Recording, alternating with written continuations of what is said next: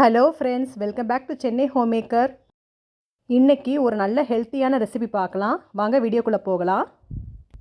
எங்கள் வீட்டோட favourite dish கோவக்காய் பொரியல் எப்படி செய்யலான்னு பார்க்கலாம். ரொம்ப சிம்பிளாக ஈஸியாக பண்ணிடலாம். வாங்க.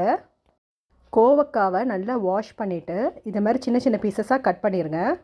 ஒரு கடாயில் எண்ணெய், கடுகு, 1/4 கிலோ கோவைக்காய்க்கு அரை வெங்காயம் எடுத்திருக்கேன். கருவேப்பில் போட்டுக்கோங்க. உப்பு போட்டுருங்க, அப்போ தான் வெங்காயம் நல்லா வதங்கும். வெங்காயம் வதங்கினோடனே வெட்டி வச்சுருக்க கோவைக்காயை நம்ம சேர்த்துருவோம். எல்லாத்தையும் ஒரு தடவை நல்லா மிக்ஸ் பண்ணி விட்டுருங்க. 1/2 ஸ்பூன் மஞ்சத்தூள், காரத்துக்கேற்ப மிளகாய்த்தூள் போட்டுக்கோங்க. இதை நல்லா மிக்ஸ் பண்ணி விட்டுருங்க. தண்ணி சேர்க்க வேண்டாம், ஏன்னா கோவைக்காயிலே தண்ணி இருக்கும். லோ ஃப்ளேமில் மூடி வச்சு ஒரு 10 நிமிஷம் குக் பண்ணுங்கள். அப்பப்போ நடுவில் கிண்டி விட்டுருங்க. கோவக்காய் ஒரு 3/4 வேக்காடு வெந்தோடனே அந்த மூடி எடுத்துடலாம். எடுத்துகிட்டு அப்படியே லோ ஃப்ளேம்லேயே வச்சுருங்க. அப்பப்போ நீங்கள் கிண்டி விட்டிங்கன்னா நல்ல முருகலாக வரும் கோவக்காய்.